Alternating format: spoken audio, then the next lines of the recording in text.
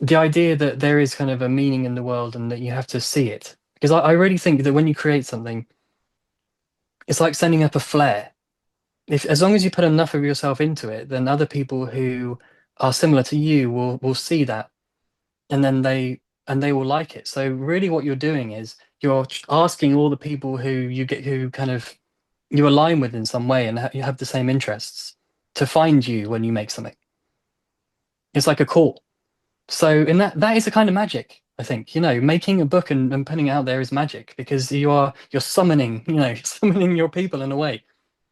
And I mean, what we this all started a week ago, and now we're here. So I feel like it does feel like magic, and it does feel have a satisfying sense of something positive happening in the universe that you yourself are making happen, which is I think is just so good for us.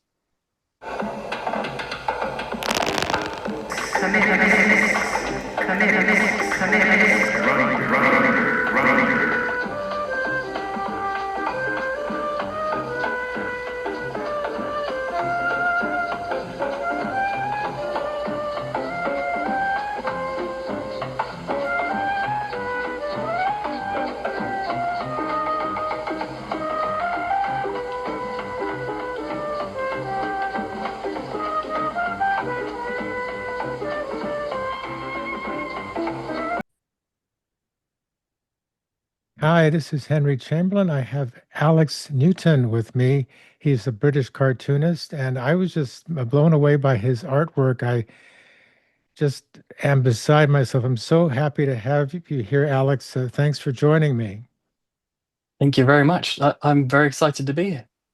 Now, the book that I finished reading is Artichoke Knight. Mhm. Now, for somebody who's new to it, give us an explanation. What is Artichoke Knight about?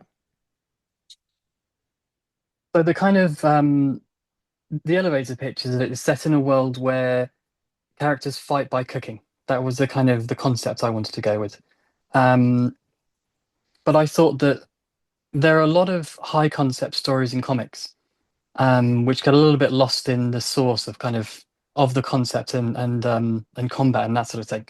It's something which happens a lot in manga, I think. I was really keen to not create a battle manga, so I thought, can we have this really kind of slightly ridiculous concept, which I think you can have because you're making a comic, because it's this kind of a pulp medium, um, but have a strong emotional core. So even though it's about fighting by cooking and chef nights and all this kind of thing, it's actually about trying to chase a dream and how difficult that looks in reality. So the kind of internal battle you have to have with yourself and how much should you give up in the process. Now, we were talking a little bit beforehand, and I just hearing your answer right there. It's a well thought out answer, well said. And so I would say you've got just a really good skill set of the art chops are there, the writing's there. The art chops, I really was so excited to share your comic with the folks who keep up with what I'm doing. Mm, I thought that the two-page spread spots, you're very generous with that.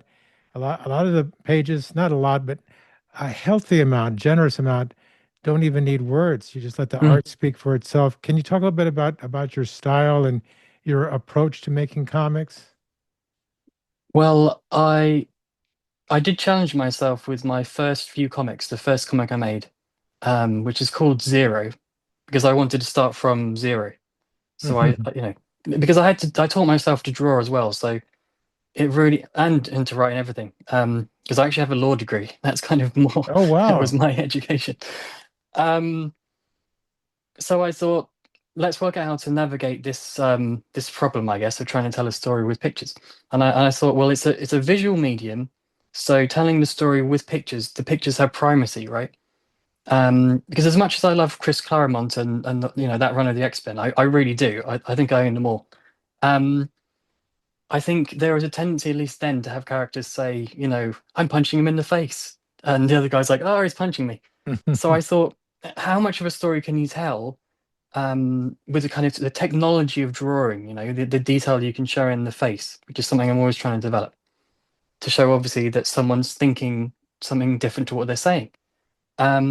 So as I've developed the stories, I realized that you can't be too strict about that. There has to be some exposition, there has to be some internal monologue. People have to speak.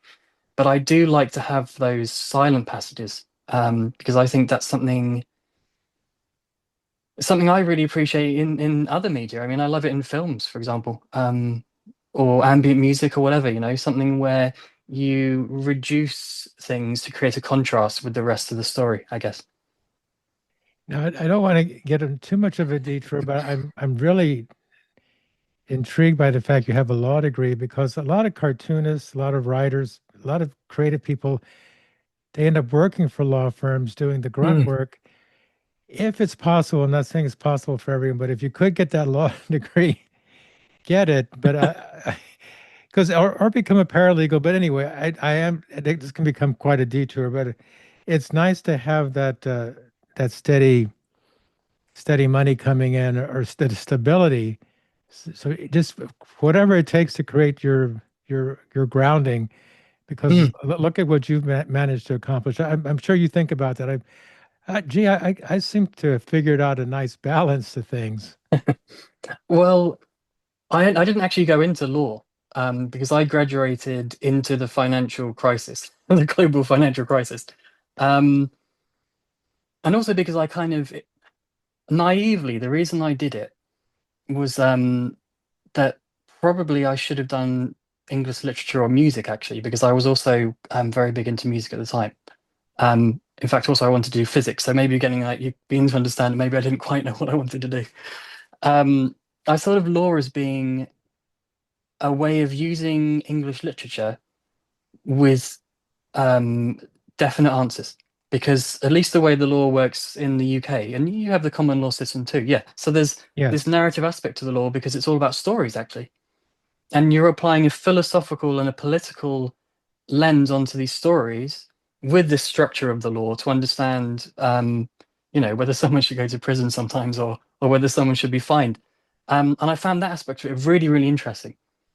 But when I was done with that, I found I had no desire to go into law because I had this I was kind of in the closet creatively, I guess. I couldn't come to terms with the fact that I really, really did want to do something creative.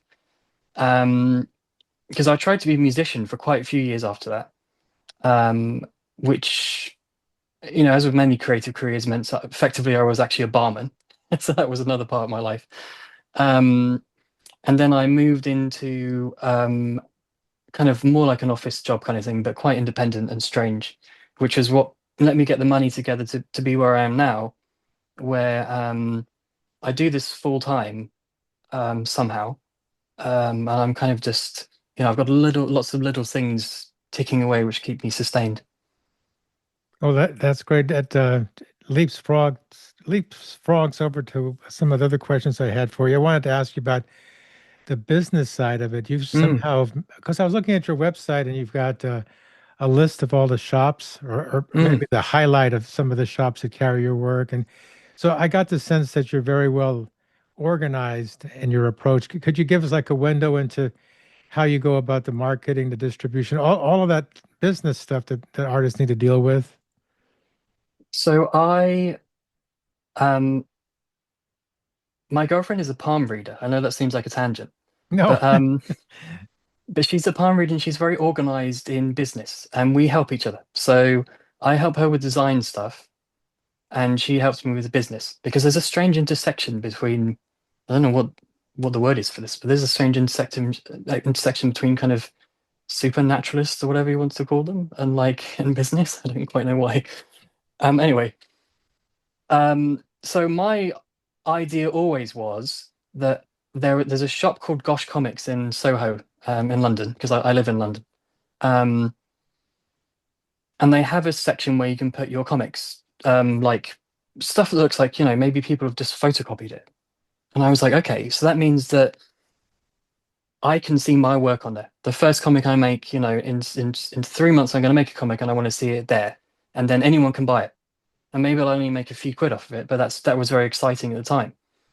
And as I began to think about it more and more, I was like, okay, it's like anything. You can ask anyone to do anything, and they'll just say no. That's the worst that can happen. So it was more that I realized that wherever I go, there are shops, independent bookshops, even not comic shops. I mean, I actually focus more on independent bookshops, actually. Um, some of whom don't even carry graphic novels because I thought, okay, this is a way of growing our market, really. It's good for all of us, you know. I want them to be seen by people who don't usually read comics and graphic novels. I want to reach as many people as possible. So it's more about me. My business model is more about me being present in the real world and speaking to people because I think that that is what's powerful about doing something independently, that you get to meet people and you get to be there with the work and they can really closely emotionally connect to what you're doing and be part of it. Um, so yeah, every time I go somewhere new, I mean, I'm going somewhere this weekend. I'm going to Ramsgate, I think, and I'm going to go to the shops there and see if they'll carry my comic, and then that just keeps adding onto the list. And I just have a spreadsheet, and I just call them up every now and then and say, "Hey, do you want some more?" And then just keep them all distributed. Yeah, it's just a matter of pacing yourself because the if you were picked up by a publisher, the publisher can only do so much, and Mm, it actually makes sense because there is only so much one person can do, and once you or an assistant or however you want to do it goes out and connects with someone, you come back with all of these wonderful anecdotes. Oh, look, the person they actually they took a few books and it's on the shelf, mm, and they're but just do that again and again. You don't mm. want to burn yourself out, but you just find a way. Like you said, obviously you found a way. Yeah, I'm trying to just. I started really seriously pushing myself last year because I put I stalled for a long time making comics. I had to kind of it's kind of like reaching for the next branch, like a monkey. You can climb up the tree, but there has to come a point where you jump. I think that's like an evolutionary idea as well, where you're holding neither branch. I couldn't really make the jump. So I was trying to improve all of my skills, but I tried doing illustration, I produced some illustrations, but it was like my energy was turned against myself. And I actually finished hundreds of pages of comics, which I just, benched and didn't do anything with. Um, so I forced myself to put out Freelancer, which was supposed to be a very focused, kind of short and done thing that was aimed at being relatable and appealing. And I thought, when I actually had it in my hands, I thought, oh, actually, I think I've actually done it. This does seem quite appealing. Um, so that's when I started really last year and the end of the year before. That's when I started going into the shops and really thinking, okay, I need to expand now because otherwise no one knows about you. If you don't tell people about yourself, I mean, it's like this situation. If you don't talk to other people and tell people about yourself, then you don't exist, of course. So you have to kind of, yeah, make space for yourself, I guess, in the world. I have to be careful because I get caught up in listening to your answer and I lose my Sorry. place and where I was with my questions. And I've got a lot of things I could ask you. Well, okay, well, I'll just like pick one here. I like the idea that in Artichoke Night, the character um, Charlie ends up basically entering a different world. Goes from one world to another, and that's like a comics trope, I guess, Mm. or a wonderful way to expand the narrative. I'm sure you would agree with that. That going from one world into another, however you do it. It's the I was very conscious about the fact that it mirrors the hero's journey, Mm, um, because it does contain some of the key beats of that, but I wanted to also be more clever. So, for example, part of the hero's journey is refusing the call. So once the call to destiny comes, you're supposed to say no. Which, think about it, so many movies, when hmm I don't know, they meet the manic pixie dream girl, and she's like, "Come and join my band," and he goes, "I can't join the band, I'm a loser." It's like that. Well, I thought, for example, let's get rid of that by having Cherry just kidnap him. So he doesn't even get a chance to refuse. Like his refusal is kind of taken out of his hands. And that actually does change the narrative. And it will be important later that he doesn't make the choice. So I wanted to kind of make it look like this hero's journey. But if you move a few things around, it allows you to actually make it into a more a story which looks very, very understandable, which is great. You have that immediate lock into the story, but then you can subvert it later without the more annoying subversion where it's like, haha, you were wrong kind of thing. It's more like, oh, actually, that was there and I felt it. I felt something was wrong. But, you feel that kind of friction between the archetypal story and then the slight deviations from the archetype. It becomes more significant. Um, so yeah, so anyway, so that moving into the other world is part of that. Yeah, I did want to really emphasize that with the color. So um, I used blue a lot to show that he's maybe in a dream world or a delusional world, and that's another thing I kind of wanted to play with. Yes, you're really fantastic with your use of colors, and you're self-taught. But I think all artists actually are self-taught, even the ones that go Mm, to art school. Because I went to art school, and not to give a dig to going to art schools. I think it's very valuable mm, because you learn a certain discipline. You learn to have to argue your case as to why you're creating what you're doing, and even though you're supposedly the artist says, "Well, I don't have to explain myself," but yes, you do have to explain yourself when mm. you're in a studio setting and in the real world. But a lot of it is self-taught because after a certain point, you're left to do your stuff in the studio, and there is no more fundamentals, and you have to get those out elsewhere. Like a boot camp where you really focus on painting techniques or whatever. And the artists always there's so many rabbit holes to go down as far as techniques and methodology and whatever. But I do think a lot of it's self-driven, self-taught. So you were on your own education, learning how to draw, and even if once some cartoonists, their skill level kind of they don't push it at a certain point. But I think you had like organically it happened. You wanted to draw a certain way. You wanted to have the lines pared down a certain way. Part of it might have been in the back of your mind. You might have had an influence of Tintin, for, Oh just yeah, to name people say that. one, or Mobius, or different artists. Mm. But so, and then you managed to get the skills you needed to bring in some income and the self determination or the self drive to make it happen. Uh, could you say a little bit more about how you developed your art skills? That were you just constantly, you just find yourself naturally drawing all the time? I imagine. I mean, you are now because you're living by Do your all day. Yeah. drawing.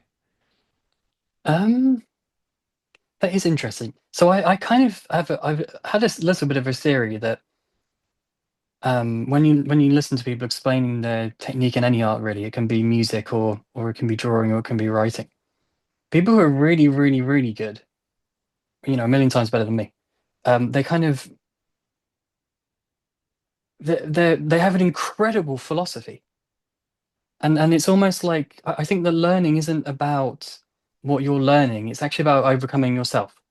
So it's kind of like a form of kind of, I don't know, perfection of the spirit or whatever you want to talk about it, not in any religious way, but sometimes the things I feel get in my way of getting, better, which is closer to whatever this idea is that I'm channeling, are caused by a failure in me. So the way I get better is actually, this sounds very strange, but it's not necessarily to do with drawing, but more to do with self-reflection, where I see, why don't I want to do this? Why can't I make this mental leap?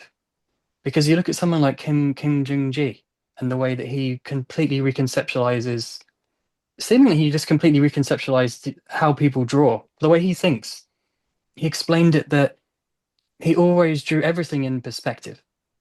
So he's just internalized the perspective, which is amazing. When I heard him say that, I thought, oh, okay, you have to change the way you see reality to draw better in this way, You Hmm. fundamentally are changed. Um, and it's not something because I learned to play drums a few years ago, and when you learn to play drums, you just hit the sticks on the snare drum for 3 hours, you Hmm. know. And I did some of that. I did drawing boxes. I just drew box after box after box, rotating boxes, all different perspectives, to get my head around it. But as with like improvisation and music, there comes that point where obviously you move beyond something which is concrete into the abstract, and then it is yourself you're trying to overcome, really, and you kind of go away a little bit and drill something, but um, yeah, because I mean, all art is style, right? Everything's stylization, even obviously realism is stylization. Um, so what I'm trying to achieve is a style which can't obviously be. I'm the only person who can judge whether I'm getting there. So that's like a conversation I'm having with myself, I guess, and I can say, the legs are wonky or whatever. Yeah. You can always improve anatomy and perspective. There's a lot you can do, but the entire work is something which is something a conversation you're having with yourself, I think. No, I think that's wonderful to get out, you get out of the way or get into a Zen state. Mm, Because I've been drawing comics for many, many years, so a lot of it's muscle memory, but I don't want to ever rely on it where I just do something and I don't even consider maybe if I tweaked it. So lately I've been having this spirally or serpentine word balloon that I was playing with, and I knew I initially I just knew I wanted to be a certain way, so I drew that. But then the next day I refined it, and then the next day I put in all the lettering, and then I refined that and refined it, and I found myself, what if I want to really get it really smooth? So I end up taking a little bit longer than I normally would to mm, just keep making the refinements. It went from one day to another to another. I didn't something that could have been maybe done in one go, maybe in an hour or so you could finish it. But what if you took your time? So it's and the part of it is the fine art background that I wanted to make this a certain unconventional form, and then I wanted to and but you also you want to go with your initial impulse too, and then go from there because there's many yeah, yeah, different there's variations on all of that. yeah, and that's why I say it's a dialogue because I think what's funny about the way our minds work, by asking a question, you change the answer in a way because you are changed in the asking of the question, I think. So when you're trying to say, do I really, how do I combine making something which feels spontaneous with the fact it has to take 3 days? And then Yeah, you drive yourself mad, because you're like, oh no, it's not refined enough or it's not fluid enough. So I mean, I think that's what makes something art, really. It's whether you have to make a lot of decisions, balance a lot of factors, and there is no right answer. exactly. Well, I was looking at your projects list, and I'll just go down the line. And I imagine these are the titles of your Hmm. comics works. Zero, you were talking to me before we started actually on camera. And you will always be my hero. Colorless Green, Nightmare Kazoo, Single Point of Failure, Artichoke Knight, and Freelancer. And you have completed seven graphic novels. Are these seven here or more or Yeah, that's less? right. Yeah, yeah, Okay, yeah. great. I've got them all in boxes down here in the corner. And when did you start on graphic novel number one? How far back do you go with the actual? I'm going to buckle down and I'm going to start creating long form comics. So I do have a little bit of background. When I was a teenager, we moved to France, and as part of the kind of the my parents took a trip to kind of so do reconnaissance or something. And they brought back a manga because manga wasn't very well translated into English at the time. But the French comic scene is massive, especially particularly even now compared to how it's in the UK. They would have every manga in translation, and obviously the bande dessinée, the kind of like Tintin and Asterix, but there's millions more, and people sit in department stores reading these books. There's a massive, massive culture. Anyway, so they brought some of these back, and that was a time that I thought, okay, I've never seen anything like this before. I mean, it's like an artifact from another planet. Hmm. I have to make comics, and so I started making web comics because that was it was quite early on then, I think. Um, and I used to put them out, one page a day when I was a teenager, and slowly, slowly tell these stories. But it was over 10 years more, so about 8 years ago, 7 or 8 years ago, that I decided you can spend your whole time kind of rearranging the living room kind of thing, but eventually you kind of have to say I'm going to do something. So Hmm. yeah, it's about 7 or 8 years I've been putting them out. So about I average about one a year, but some of that is skewed by the fact I did a lot at the beginning and then I stopped for a while. Well, that's pretty darn impressive. What's your routine like? Let's say how much work can you get done in a day? What do you expect to get done in a week? That sort of thing.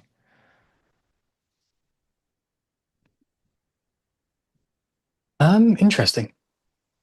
Well, it's difficult because I don't work on a finished page basis because I do view it a little bit more like making music because that really was, I think, how I conceptualized art. That was how I got my understanding of how art works. And I think about a lot of things in terms of rhythm and that kind of thing. Um, so I have quite an elastic process really where I put everything together. I spend a lot of time, I have a relatively long planning stage and a relatively small execution stage. So I did nothing in December except for kind of um, finishing up stuff with Artichoke Knight. And then in the last, what is it, since the beginning of the year, I've written the second part. So I took what I had, stripped it down as a Word document. I'm just writing it as a script. So I've been writing maybe 7 or 8 hours a day, just getting it all written. Got all the thumbnails down, about 200 pages worth in 2 weeks. So just really, really, really fast. And then stalled again for a very long time, just finding the story really, because I feel like at least I have a problem where I don't know what I've written, and it's kind of crazy that that happens. That I've written this whole story, and I thought, well, but what is it about? Um, and I started interrogating the characters' minds again, and weirdly, without changing anything in this rough sketch, but except for just putting back the thoughts, you've then obviously you get the story. So once this stage is over, I will just have like a crunch period. I mean, finishing Artichoke Night, I was working 12 hours a day. Um, and I did it in a few months. I was just doing several pages, maybe up to 10 pages a day sometimes, because I think it's a revision process, right? So you'll do 1 page a day, and then you'll be doing 10 pages a day just fixing everyone's eyebrows or something. That's the way I work. So Hmm. it's kind of like, it's like paring it down. It's like the kind of that golden ratio thing where everything's getting shorter and shorter and shorter until you do work on every single page in one day, and that's when you know when you're done. So it really depends, I guess. It depends where I am in the process. Well, how much of your work is analog and how much of it is digital? I'm working completely digitally now because it allows me to have that kind of fiddling around. Um, I do think that the way things are going with AI and the way I feel about the world, working on paper is going to become really important again. So that's something which I'm considering for the future. But I don't think I would be able to put out 250 pages in a year on paper. I don't think I'd be able to do it, at least not without massively increasing my skills. Because I use Clip Studio and just working and a big tablet, and it allows me to just work so fast that I don't want to go back to put, dripping ink all over the page and having to throw it Yeah, away. but you have that But experience. yeah, yeah, I have a light box with a fluorescent bulb in, probably, like not like an LED one. It's something I really, really want to do because it is more soulful, and I think it's going to be. I do think there's a future in that. I think you have to look at the backlash film had to CGI because when that first came in, everyone was so excited about it. Hmm. Like Jurassic Park and The Mummy and some of that stuff. And now you see how films are praised for having practical effects. Um, and I think I can imagine a world of smaller films with practical effects, which people will love for a while.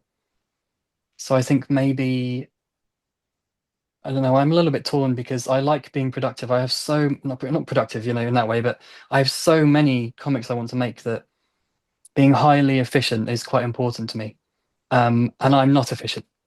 I'm kind of a daydream. I'm a daydreamer in the sense that I'm in this world, making a lot of non-optimal decisions. I'm not someone who can sit down and say I'm going to bash out 2 pages a day and get it done like that. It's more like I really am doing, 20 pages in a day and then walking around the flat, kind of just thinking, okay, but what if this happens? All this kind of stuff. Hmm. So I don't know whether I can train myself to be disciplined enough to do that, but I think sometimes you need to know yourself when it comes to creative work. Well, you definitely have to have the daydreamer element because then why are you doing it? Otherwise, Mm, you have to have that. And you're trying to, well, I come across that and I know when I'm doing it, when I'm trying to force something to happen and the character doesn't quite look right, the whole thing is not working. So I have to relax and come back to it. And sometimes the easier way, the obvious way that I hadn't considered, that's the way, but it takes a while to get to it. But yeah, I'm always thinking about how can I figure out ways to make my comics faster because I do have like my fine top 10 or top 5 list of the things I want to accomplish before I croak. And I don't want to run out of time, but mm. right now I do favor I was still working in pencil and ink and then scanning them That's and so then cool, doing though. Is it? Yeah, doing it's the super cool. rest. Yeah, doing the rest digitally. I love your what you have a Wacom tablet, I imagine. What Mm, else would you have, right? yeah. I've got the one which is a screen, because I find that really useful. So you're just drawing, in, I used to have that kind of hand-eye coordination. I don't know what they call it, where it's like a pen on a piece of plastic, but Yeah. being able to like draw directly onto the screen, I just find amazing. Um, and it does let you iterate. That's what I find really useful because I don't think drawing is my strength, to be honest. So I am always kind of wrestling with it. I always view kind of writing as my passion, and this is a way of conveying the idea. Um, because I do love visuals. I like the image itself. Um, and I feel like I would be massively disempowered if I had to work back on paper and pen. I don't have the practice. I don't have the skills. So, but it's something I want to do when I have time.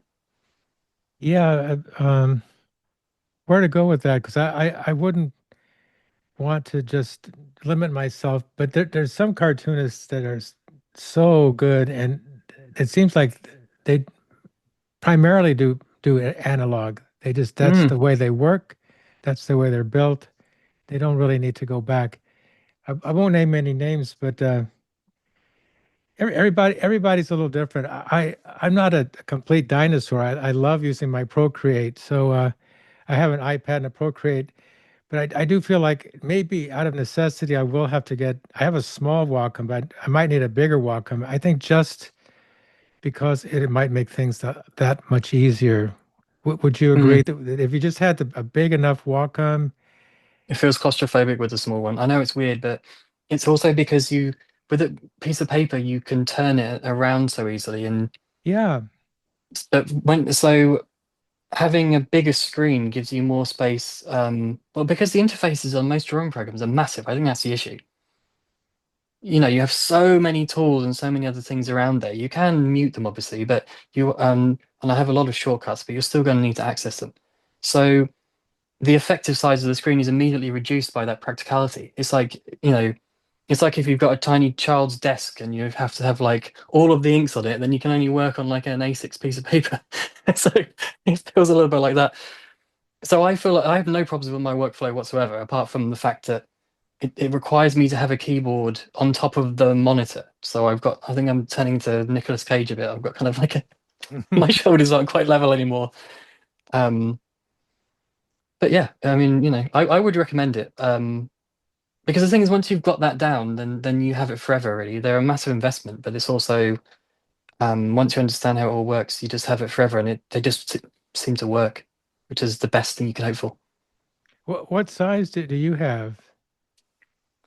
I think it might be the 24. Yeah, I think that that's right. 24. That sounds like a nice sweet spot. But Yeah. for people that are considering what should I do next, do whatever naturally works for you, number one. Mm. But I will reveal that I think a really good sweet spot for a piece of Bristol board is 11 by 14 because it's not too small and possibly restrictive, although some people like it smaller. but it's not too big either, and you can just move it around as much as you want. And I'm totally not against anything digital. I mean, I feel like I might want to get to the point where I just do the lettering, just have, and I have my own font. So I have all of my tools. I just feel like I can't rule everything. I can't rule anything out or rule anything in completely. Just keep it, be flexible to what I might need down the road. But Mm, anyway, it's everyone's different. So whatever is working for you, please don't no don't fret about it. But you always want to ask, well, how are you going about it? I think it's just a mm. natural thing. You just want to know how are you faring, fellow cartoonists? How are you getting along? Yeah. And I think there's also an element of the grass is always greener where you're like, Yeah.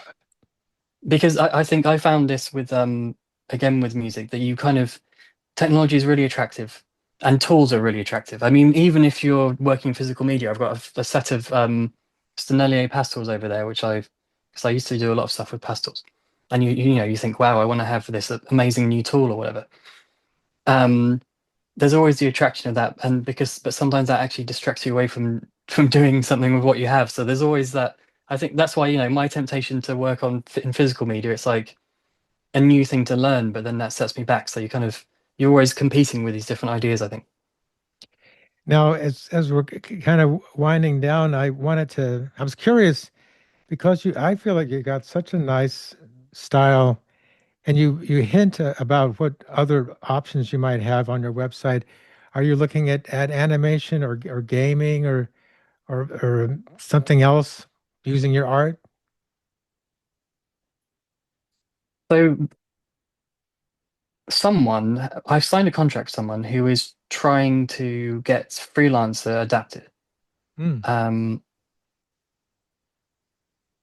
because which it came out of the blue actually, and I didn't really think about that one twice, to be honest, because I just made it and I went on to the next one because there was no time really to think about it.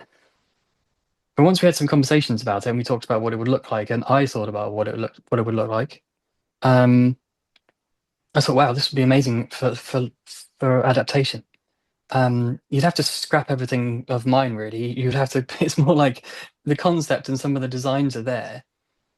You can probably salvage like 25% of it. Um, but these things seem to take so long that it's really who knows. I mean, I'm not. It's not transparent to me what the process is. I've been told there's interest. Um, I personally would love to do animation. I've done some. I've taught myself a little bit. My idea was to put out very small, like looping animations, maybe this year, just to help promote my work. Um, and I've always wanted to make a game. Um, and I feel like the infrastructure of making games media-wise is pretty it's wild actually. I mean, I read Edge magazine, which is a pretty well regarded gaming magazine. The amount of indie stuff in there is astounding. And that's like in national, circulation. So and they got stuff which is made by one person, in a bedroom somewhere, sitting alongside these kind of, 500 million pound projects. So I feel like it's an area where people are really keen and you can it's something I would like to make. And the one thing about these projects is they have to pay for themselves. So, you have to think about that. So it's an interesting avenue, which is something I've always wanted to do. Um, but it's always been too difficult until now because of the workload, right? Like the Hmm. gaming scene's changed now because you can have these like simpler games. You can make a game which would have been an absolute blockbuster in 1997 now on your own. And if you're clever about it, then people will love it, So um, and I guess it's obviously it's the same for comics. I mean, you could make something like Asterix and Obelix. It hasn't become obsolete, but I think the kind of I think the technological change is what makes it interesting. Um, yeah, we won't go into a tangent, but I'm very interested in the storytelling potential of games um, because games are about it's the only medium in which you can experience true boredom and failure, I guess, which is quite unusual, right? It's because in a fantasy film, okay, so they get lost in a desert, and it looks bad, but it only lasts 5 minutes. You can be lost in the desert for 7 hours in a game, and when you finally get out of it, you're like, oh my God, I feel like it's been, I feel like I lived in the desert. It really, really makes you feel what it is to overcome the dragon because you have to kill the dragon. You really authentically feel the emotion of the protagonist, not even on an empathetic level. So it's like one section different from every other medium in that way. And that's something I'm really interested in and I'd like to kind of explore. Now, is there something that you wanted to share that I've missed? Something that people should know about the Alex Newton universe, or do you feel like there is an Alex Newton universe? What do you mean by universe? Like what Well, I'm creating? an overriding theme that ties things together, or things that you keep coming back to, or Things I keep coming back to. Well, I never really, I never wanted to view myself as a humanist because I think that when you give some, I believe that when you give something a name, it can be quite dangerous, and people kind of, that's when they get hold of it, and it becomes an ideology, and people argue about it, right? But I suppose I view my stories as humanist because they are about the human condition and what we face. I really, really wanted to make something that everyone can see a part of themselves in, and maybe it helps them in some way. Like I was contacted by a woman through Instagram, and she told me that her little girl, her child, had dressed up as one of my characters for World Book Day, oh, because it was her favorite book and it got her into reading.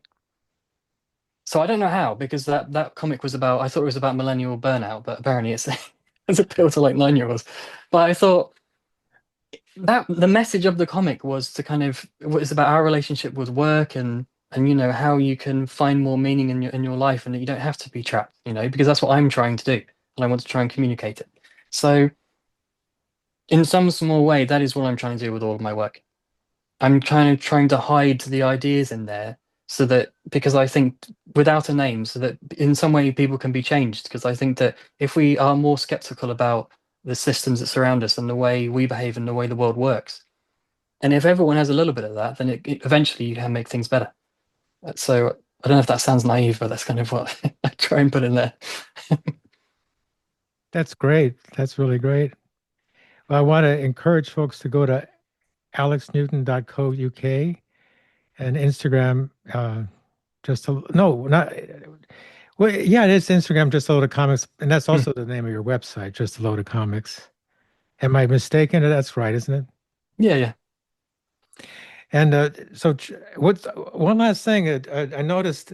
I just it's so baked into the culture that the um, the girl and the boy will somehow romantically at the end will connect romantically, but Charlie and Cherry don't seem to have a connection there. Or was that deliberate, or I will that might develop, or what? I really thought about it, but I thought about, so I'm 1% unsure, but I think that showing a friendship, like that's part of making a humanist story, right? Hmm. So I didn't want to make like Cherry a badass just because she's a woman. Like I wanted to try and make real people, because people aren't in reaction to some political archetype. So I thought, what did two real people do? And maybe you think, oh, actually, we've known each other for so long, like I fancy her a little bit, or whatever, or vice versa. But it doesn't necessarily mean it's going to happen. So I kind of thought, how can I show this friendship in the most realistic way? And I think I really wanted to center on their friendship, and not have a romantic aspect, or maybe not make that the focus, because I wanted to navigate how they see each other as real people as much as possible, even though they're cartoon characters. No, I think Um, it's refreshing. It's refreshing because there's always that stigma, or there used to be. Maybe it's no longer the case. I don't know.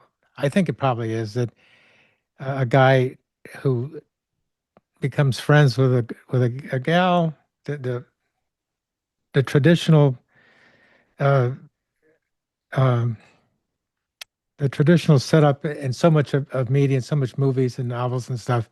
that when that guy gets into friend zone, it's horrible. It's supposed to be the worst thing possible. But what if it's a story where they're friends and that's it? They're friends. Yeah, yeah, yeah, yeah, yeah. But I think I realized that it worked for me when I realized that they're also opposites because when they work that way. I think what's interesting about it is that Cherry is the wunderkind kind of like the gifted child, right? Mm, She's so good at the cookery combat, and that means she's lazy about everything else. She never sticks with her job. And Charlie's just this kind of like slightly mopey, like the little train that could. hmm And I think it's funny that they go into the world together, and he's kind of taking his biggest rival with him. If he'd have left without her, then he would have been there wouldn't have been anyone. He would have been the best, I guess. But they're with each other now. So, but I feel like that's kind of an important part of friendship, and that's an important part of their dynamic. That, for example, she beats him in the competition, even though she doesn't want to. She says, I can't help it because that's who she is, right? Yeah. But she feels sorry for him because she cares, and he also tries to pick her up. They kind of they both act out. Um, they're both wrong and annoying, but I try to make it so that there's a little bit of wrong in both of them, and they're kind of try to find a compromise because again, I really wanted to show that kind of I wanted to show flawed and messy people, but not in the way that a lot of media shows flawed and messy people, because a lot of the time they take it too far and the people are disgusting and you hate them. hmm They're like the most outrageous people who you've ever heard of, who you wouldn't ever want to see. And I thought I tried to think how much can you kind of transgress this friendship and how difficult can you make it within the bounds of what people are really like, where it's like you're a bit inconsiderate, but you forgive each other and you help each other out and yeah, like that was my focus. So I didn't want to have that. I didn't want to exclude the romantic aspect. It's something I really want to do in the future, actually, because I think it would be quite a challenge to write a kind of a realistic romance. It's actually a challenge I'd like to take on. Um, but I think for now, friendship is another big focus. Actually, I really like to explore friendship because I think it's really, really interesting. It's something we all have, but maybe we don't think about.